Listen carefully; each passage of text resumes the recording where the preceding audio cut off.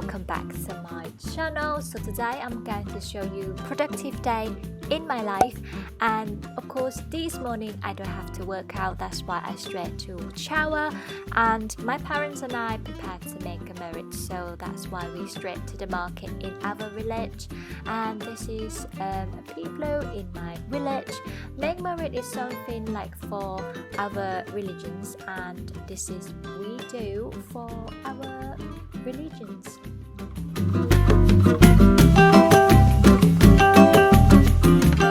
Before I start my day, of course, I like to have breakfast first.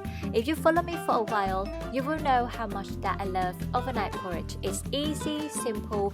It's just 1 cup of raw porridge, a little bit of chia seed, a little bit of vanilla extract, and today I put a little bit of chocolate milk, which is less sugar, and mix it together. And before that, I just pop a little bit of fruit, banana, and that's it. Then I start to work a bit, check my email and have a meeting. For lunchtime, I just like to have something easy. I just chop up a little bit of cucumber, have a potato, and put everything on the bread, and yes, pop it up with baked bean.